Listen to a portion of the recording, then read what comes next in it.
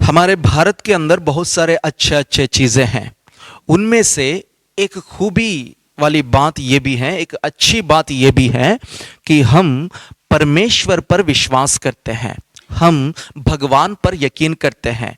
इसका मतलब हमें पता है कोई सृष्टिकर्ता है, इसी सृष्टि की रचना किया है और उसी सृष्टिकर्ता हमसे अभी भी संबंध रखे हैं। लेकिन दुनिया में ऐसे भी लोग हैं जो कहते हैं कोई परमेश्वर नहीं, कोई भगवान नहीं है, कोई भी ऐसा सृष्टिकर्ता नहीं है।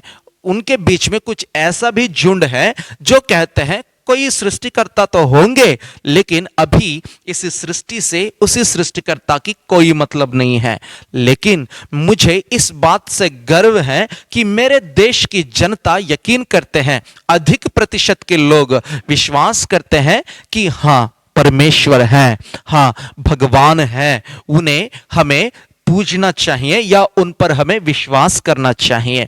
इस परमेश्वर को ढूंढते हुए ही इस प्रकार की भीति इंसान के अंदर होने के कारण आज भारत के हर एक गली में मंदिर है, हर एक जगह में चर्च है, हर एक जगह में मस्जिद है। इन मंदिरों के द्वारा इंसान परमेश्वर को ढूंढने लगे हैं, परमेश्वर के पास पहुंचने की रास्ता खोजने लगे हैं। लेकिन याद रखना, कोई भी व्यक्ति अपनी ताकत से, अपनी बुद्धि से, अपनी चाल से, अपनी विचार से परमेश्वर को ढूंढ नहीं सकते हैं, उनके तक पहुंच नहीं सकते हैं। परमेश्वर तक पहुंचने की या उनको ढूंढने की आवश्यकता क्या थी? कारण यही है, इंसान समझ लिया, इंसान को पता है कि हमें मंजिल पहुंचने तक या हमारे मुक्ति पहुंचने के लिए हमें एक मददगार की जरूरत है और उस मददगार जरूर खुदावंद ही हो सकता है, जरूर परमेश्वर ही हो सकता है, जरूर भगवान ही हो सकता है। इसलिए भगवान की खोज में हर एक व्यक्ति है। भगवान की डर या परमेश्वर की भय हर किसी के दिल में बसा हुआ है। इसी के कारण हर एक जगह में मंदिरों को देखने को हमें मिल जाते हैं। सिर्फ गलियों में ही नहीं, हमारे घरों में भी छोटा सा किराए की कमरा भी क्यों ना हो, उसमें भी एक छोटा सा जगह में इंसान मंदिर बना करके वहां एक मूर्ति लगा करके वहां पर उसमें भगवान को या परमेश्वर को स्मरण करते हुए उन्हें पूजना शुरू किया है।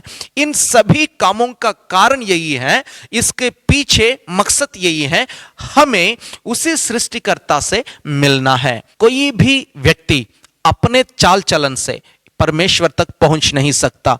इसके कारण जो सृष्टिकर्ता है, जिसने अपनी वचन से सूर्य और चंद्रमा और तारे को भी बना लिया और जिसने इस धरती की रचना किया, जिसने इंसान को अपने स्वभाव अपने रूप में बना लिया, उन्होंने अपनी सिंहासन को छोड़कर, अपनी मिराज को, अपनी स्वर्ग को छोड़कर इसी धरती पर उतरकर आकर कहने लगे हैं कि मैं ही मार्ग हूं, मैं ही सत्य हूं और मैं ही जीवन हो। जिस मार्गों में तुम्हें चलना चाहिए वो मार्ग मैं ही हूं, जिस सच्चाई को तुम्हें जानना चाहिए वो सच्चाई मैं ही हूं, और जिस जीवन को तुम्हें पाना चाहिए, जिस मृत्यु को तुम्हें पार करना चाहिए, उस मृत्यु को पार करने वाली जीवन भी मैं ही हूं।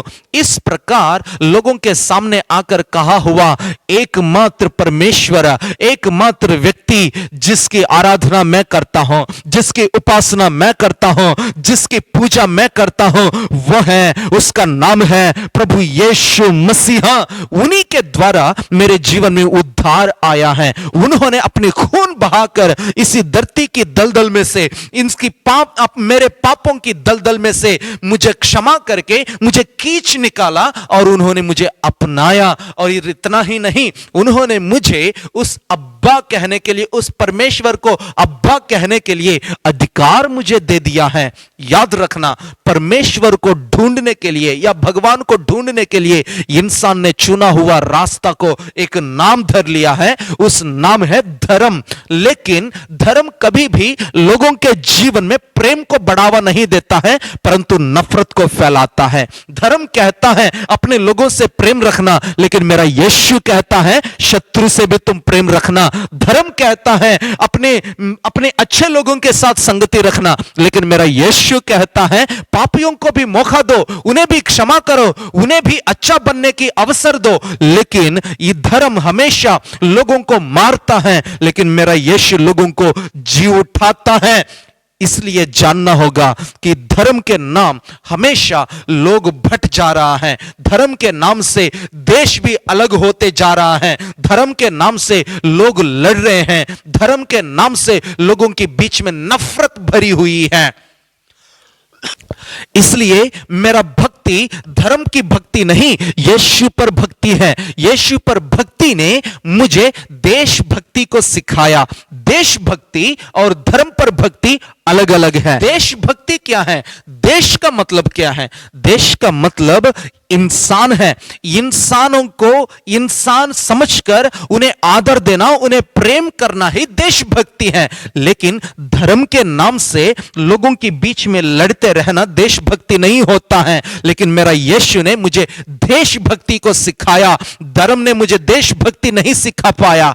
धर्म की भक्ति एक दूसरों को मारना सिखाया है, एक दूसरों को नफरत करना सिखाया है, एक दूसरों से अलग होकर के चलना सिखाया है। लेकिन यीशु मसीहा ने इंसान को इंसान के रूप में पहचानना सिखाया, शत्रु को भी प्रेम करना सिखाया। इसलिए यीशु पर भक्ति, मेरा जो भक्ति है, उस भक्ति ने मेरा देशभक्ति को बढ़ा दिया है। आजकल अगर हम देखा जाए, इंसानों ने, लोगों ने देशभक्ति और धर्म की भक्ति के बीच में कंफ्यूज होने लगे हैं। कहते हैं अगर तुम इसी धर्म के हो तो फिर तुम देशभक्त हो, अगर इस धर्म का नहीं हो तो फिर तुम देशभक्त नहीं हो सकते। लेकिन भाइयों, मैं आपसे कहना चाहता हूं, देशभक्ति का मतलब तुम्हारे पड़ोसी से नफरत करना नहीं, तुम्हारे बगल वाले से लड़ना नहीं, तुम्हारे बगल वाले को भी, तुम्हारे पड़ोसी को भी अपने से ज्यादा प्रेम रखना ही देशभक्ति होता है।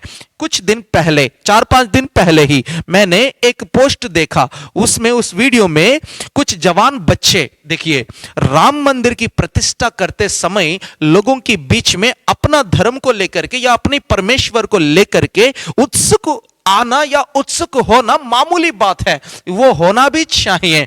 लेकिन उस उत्सुकता के बीच में, उत्सुकता के साथ कुछ लोग जाकर के चर्च के सामने खड़ा होकर के भगवा रंग के कुछ झंडों को लेकर के चर्च में बांधने लगे हैं।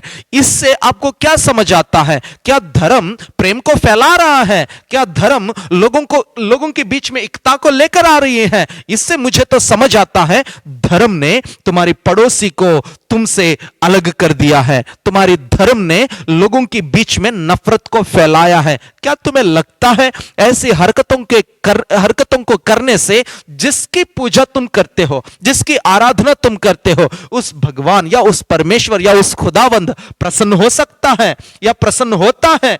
मेरा प्रभु तो ऐसा नहीं कहा, मेरा परमेश्वर ने तो ऐसा नहीं बोला। प्रभु ने यह कहा, मेरा यीशु ने हमें यह सिखाया, तुमसे बढ़कर तुम्हारी पड़ोसी से प्रेम करना सिखाओ। अगर तुमने एक थप्पड़ पर मारा तो दूसरा गाल, एक थप्पड़ तुम्हें एक गाल पर मारा तो तुम्हें दूसरा गाल भी दिखाना होगा। इस प्रकार की शिक्षा मुझे बाइबल ने दिया है, मुझे यीशु ने दिया है। इसलिए मैं यीशु पर विश्वास करता हूं, और इस यीशु पर विश्वास करना देशद्रोही नहीं बनाई है मुझे, परंतु असली देशभक्त बनाई है मुझे। मसीह लोग भी एक बात को जरूर समझना चाहिए। देखिए, मसीह लोग अपने धर्म को लेकर के आगे बढ़ना शुरू करते हो या चाहते हो तो फिर तुम्हारे जीवन में कभी भी बढ़ोतरी नहीं हो सकता है। मसीहों के बीच में मसीह प्रेम होना चाहिए। अपने डिनोमिनेशन को लेकर के, अपनी पास्टर को लेकर के या अपने जगह को लेकर के, अपनी चर्च को लेकर के घमंड नहीं होना चाहिए। मसीह हमेशा यीशु मसीह की वजह से घमंड फील करना चाहिए। तुम्हारे पास्टर ने तुम्हारे लिए बलिदान नहीं हुआ, कुर्बान नहीं हुआ, तुम्हारी डिनोमिनेशन की जिसने बुनियाद डाला है वे तुम्हारी रक्षा के लिए या तुम्हारी उद्धार के लिए अपने आप को कुर्बान नहीं किया है। चाहे मेरा क्यों ना हो, चाहे तुम्हारा क्यों ना हो, चाहे कैथोलिक का क्यों ना हो, चाहे बैप्टिस्ट का क्यों ना हो, चाहे सीएनआई का क्यों ना हो, चाहे लूथरन का क्यों ना हो, चाहे किसी भी डिनोमिनेशन की क्यों ना हो, हम सब के लिए एक ही परमेश्वर बलिदान हुआ है, एक ही यीशु मसीहा बलिदान हुआ है। हम सब के लिए एक ही बपतिस्मा है, हम सब के लिए एक ही आत्मा है, हम सब के लिए एक ही उद्धार है, हम सब के लिए एक ही उद्धार करता है, हम सब के लिए एक ही सृष्टि करता है, एक ही परमेश्वर है। लेकिन फिर क्यों हम अपने अपने कलीसिया को लेकर के, फिर क्यों अपने अपने पास्टर को लेकर के ऐसे भट जाने से क्या फायदा है? यही काम एफेसियों की कलीसिया में भी हुआ करता था। उनके बीच में भी अलग अलग प्रकार की भेदभाव लेकर आने वाली आत्मा प्रभाव रीति से फैलने लगी। तब पौलुस कहता है उनसे, एफेसियों की पत्री उसका अध्याय नंबर 4 आयत नंबर 1 से लेकर के कुछ आयतों को हम पढ़ेंगे, कुछ आयतों को पढ़ेंगे। एफेसियों की पत्री अध्याय नंबर 4 पहली आयत से, इसलिए मैं जो प्रभु में बंदी हूं तुमसे विनती करता हूं कि जिस बुलाहट से तुम बुलाए गए थे उसके योग्य चाल चलो, अर्थात सारी दीनता और नम्रता सहित और धीरज धरकर प्रेम से एक दूसरों के सहलो और मेल के बंधन में आत्मा की एकता रखने का यत्न करो। इस वचन बहुत अच्छा है, लिखा हुआ है तीसरी आयत में, मेल के बंधन में आत्मा की एकता रखने का यत्न करो। आत्मा की मेल से और आत्मा के द्वारा हमें दिया गया एकता की रक्षा या उसे बनाकर रखने की हमें यत्न करना चाहिए। देखिए हो सकता है 12 गोत्र, लेकिन उनकी यात्रा तो एक ही है ना, जाना तो कनान के तरफ ही। हो सकता है 12 गोत्र, लेकिन उनको बुलाए गए हैं इज़राइल। वैसे ही हो सकते हैं हम अलग अलग प्रकार की चेहराएं, हमारी अलग अलग प्रकार की रीति रिवाजें, हमारी अलग अलग प्रकार की पुरखों की या हमारी संस्कृति हो सकता है, अलग अलग जगह के हो सकते हैं, लेकिन हम सब एक ही यात्रा में भाग लिए हुए लोग हैं। हमारी यात्रा उस यरूशलेम के तरफ है जो नया यरूशलेम हमारे लिए बनाया जा रहा है। और वहां तक पहुंचने के लिए हमारे अंदर एक दूसरों को सहने की, मेल की आत्मा या नम्रता की आत्मा या एकता की आत्मा, इन्हें बचाकर रखने की हमें यत्न करना चाहिए, यत्न करना चाहिए। 2023 में एक जगह में एक वीडियो निकलाया है, एक जगह है दिल्ली, शायद दिल्ली में ही किसी कलीसिया में कुछ लोग घुसे हुए हैं और लोगों को मारते हुए कलीसिया में से लोगों को निकाले हैं और वहां की पास्टर को अरेस्ट कर चुके हैं। जब मैं उस वीडियो को देख रहा था, पवित्र आत्मा ने मुझे एक वचन की याद दिलाया है, चरवाहों को मारने से भेड़ बिखर गए हैं।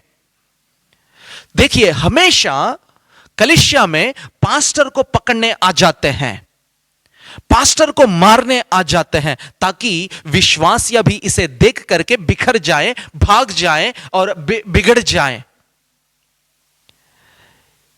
इस एफेसियों की कलीसिया में भी यही प्रॉब्लम थी।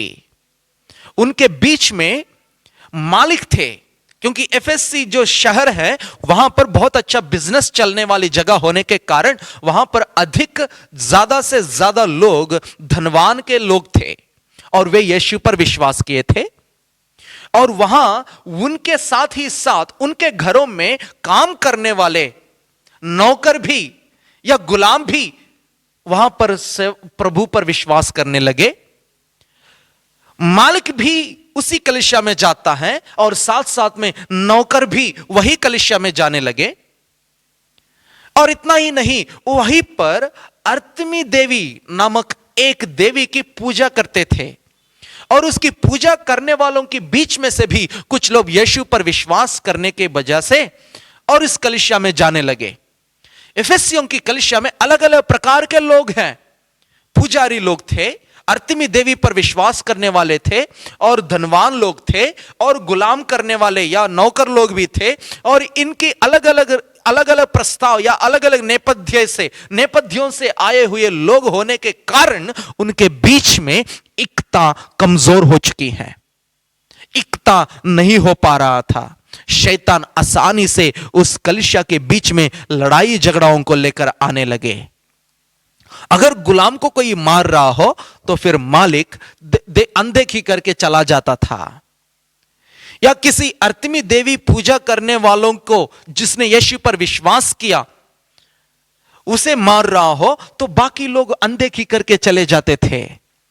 इसलिए यहां पर पौलुस कह रहा है कि तुम्हारे बीच में मेल के बंधन में आत्मा की एकता रखने की यत्न करो। तुम्हें प्रयास करना होगा, इस एकता को बनाकर रखने के लिए तुम्हें प्रयास करना होगा, एक दूसरों को सहना होगा। देखिए, परमेश्वर के सम्मुख में अनेक करोड़ परमेश्वर के दूत गण हैं। उनके दूतों के अंदर अलग अलग प्रकार की व्यक्तित्वता है, अलग अलग व्यक्तित्व है, लेकिन वे सब एकता के साथ परमेश्वर की स्तुति कर रहे हैं। हमारे अंदर भी अलग अलग प्रकार की व्यक्तित्व हैं, लेकिन हम सभी मिलकर एक साथ परमेश्वर की स्तुति नहीं कर पाते हैं। क्यों? आप कह सकते होंगे हम तो परमेश्वर का ही स्तुति कर रहे हैं। नहीं नहीं, हम तो अपने अपने डिनोमिनेशंस के नाम से भट चुके हैं। हम अपना पास्टर की भक्ति करने लगे हैं, पास्टर के भक्त हैं हम, प्रभु की भक्त नहीं बने। प्रभु को कुछ कहने पर भी, अभी आजकल कुछ वीडियोस को अगर आप देखोगे, प्रभु यीशु मसीहा को तुच्छ समझकर बहुत कुछ कहने लगे हैं लोग। प्रभु यीशु को कहने पर कोई भी व्यक्ति रेस्पॉन्ड नहीं होता है, लेकिन अगर आपने अभी for example pastor Vijendra Singh को या नरुल मसीह को या किसी इस प्रकार की पास्टरों को या बिशप आमोस सिंह जी को, इस प्रकार किसी भी बड़े पास्टरों के नाम लेकर के उन्हें कुछ कह देना, तब देखो उनके भक्त, उनकी कलीसिया के लोग तुम पर चिल्ला उठेंगे और तुम्हें मारने तक पीछे नहीं हटेंगे। इससे आपको क्या समझ आता है? चर्च में जाने वाले सभी यीशु के भक्त हैं? नहीं, चर्च में जाने वाले सबके सब पास्टर के भक्त बने हुए हैं।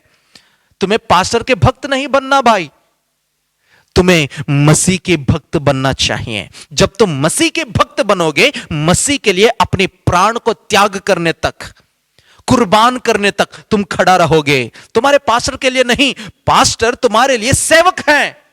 मुझे देखकर कलीसिया में मत आया कर, मुझ पर प्रेम मत बढ़ाओ, मुझे प्रेम दिखाने की कोई जरूरत नहीं है, परंतु तुम्हारी भक्ति प्रभु के सामने अटल रहना चाहिए। तुम्हारा प्रेम प्रभु पर बढ़ना चाहिए और प्रभु को तुम्हें आत्मा और सच्चाई के साथ आराधना करना चाहिए, मेरे सामने नहीं। मेरे सामने दुआ करने से तुम्हें कोई फल नहीं मिलेगा, लेकिन परमेश्वर के सामने ईमानदार बनकर रहने से हमें फल मिलता है। इसलिए पौलुस कह रहा है कि तुम्हारे बीच में एकता की आत्मा को बनाकर रखने की यत्न करना। यत्न क्यों करना है? क्योंकि एकता की आत्मा आसानी से टूट जाती है, एकता की आत्मा आसानी से बिखर जाती है। इसलिए उसे बनाकर रखने में यत्न करो, प्रयास करो, कष्ट करो, मेहनत करो, ताकि उस एकता की आत्मा कलीसिया में बनकर रह पाए। अगर कोई भी तुम्हारे बीच में किसी को भी, चाहे पास्टर हो, चाहे अगुवा हो, चाहे छोटे से छोटे को भी मसीह के नाम से उन्हें कुछ करता है, तो तुम सबको खड़ा रहना होगा। अगर किसी दूसरी कलीसिया के लोगों को भी कुछ कहते हैं, तो वहां के लिए भी आपको आगे निकलना होगा। इसे कहता है एकता की आत्मा। लेकिन देखिए, इस एकता की आत्मा मसीहों के बीच में बिल्कुल नहीं है। तुम अपने घर में बैठे रहने के लिए भी इच्छा करते हो, लेकिन घर के सामने जो कलीसिया है या घर के नजदीक जो कलीसिया है वहां जाकर के आराधना करने में पीछे रह जाते हो। क्यों? क्योंकि उस कलीसिया आपकी कलीसिया नहीं है, आपकी मेंबरशिप उस कलीसिया में नहीं है। आपको लगता है कि मेरी मेंबरशिप सीएनआई में है, बैप्टिस्ट में है, लूथरन में है और वही कलीसिया है, मुझे जाना हो तो मैं वही जाऊंगा। अगर वहां नहीं जा पाऊंगा तो फिर मैं घर में ही बैठा रहूंगा। इस प्रकार की आत्मा तुम्हारे अंदर नहीं होना चाहिए। भले आप किसी अलग कलीसिया की मेंबर हो सकते हैं, इसका मतलब यह नहीं है कि आपके घर में जो कलीसिया है वो गलत है। इस प्रकार की कड़वा जड़ कहां से आई है क्रिश्चियनिटी में? कहां से इस प्रकार की कड़वा पौधा कहां से निकला हुआ है? कहां से इस प्रकार की जंगली बीज तुम्हारे बीच में आ पड़े हैं? इससे तुम्हें मन फिराना चाहिए। हे कलीसिया, तुम्हें मन फिराना चाहिए दोबारा। असली रीति से तुम फिर से वापस प्रभु के पास लौट के आ, तब जाके तुम्हारे बीच में एकता की आत्मा बढ़ सकता है। सिर्फ विश्वासियों के बीच में भी नहीं, पास्टरों के बीच में भी।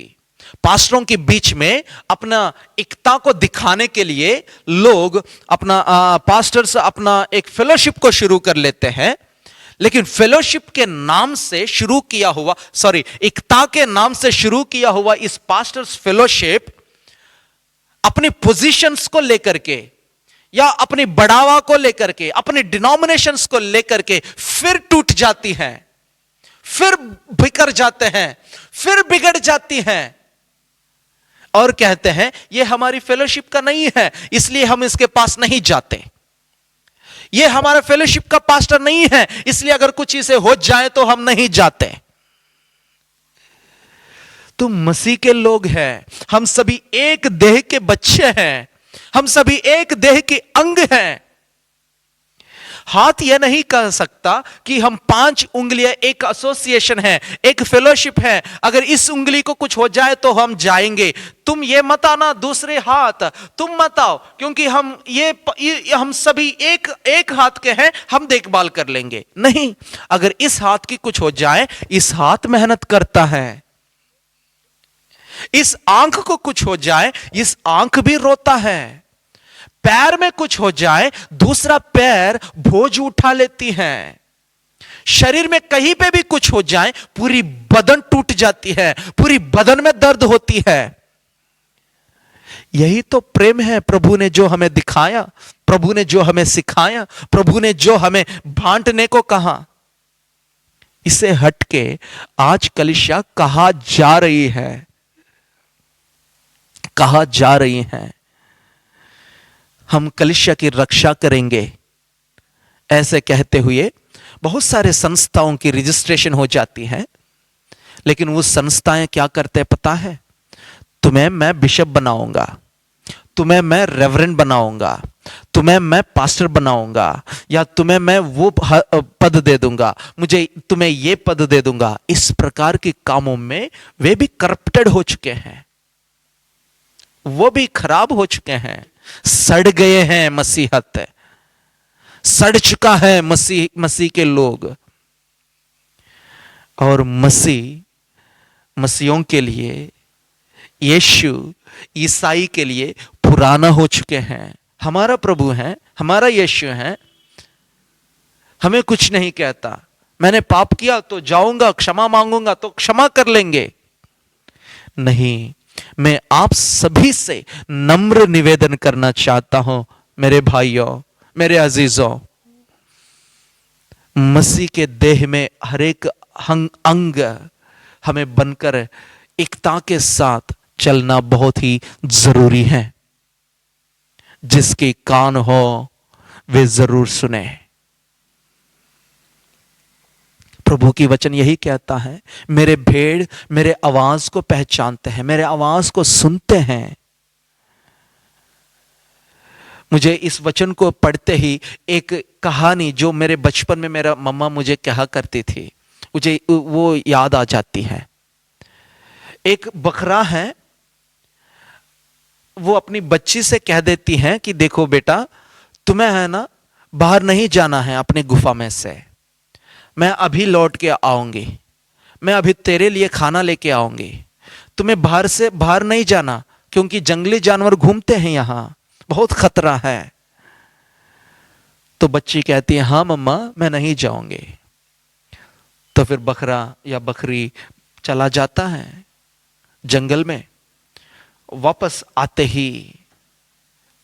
आते ही उन्हें दिखते हैं अपनी गुफा के सामने एक शेर, एक और लोमड़ी। दोनों लड़ते रहते हैं। क्यों? क्योंकि जब ये मां बाहर चली गई थी, तब ये बच्ची बाहर आकर के खेलने लगी।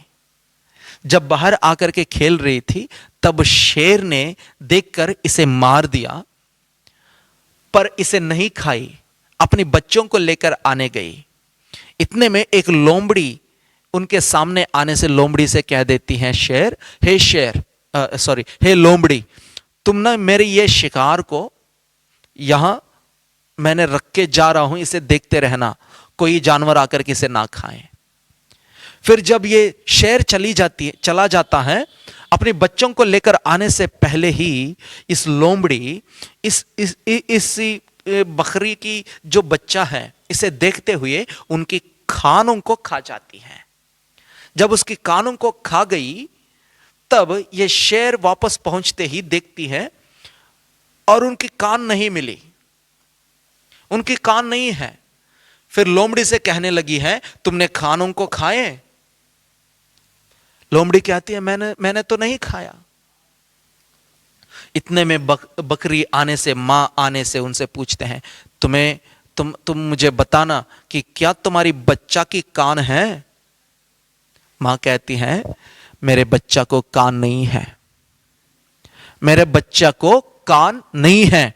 अगर कान होते तो मैंने कहा हुआ बातों को वो सुन लेती। उनको कान ना होने के कारण आज उनकी जान खतरा में पड़ गई है।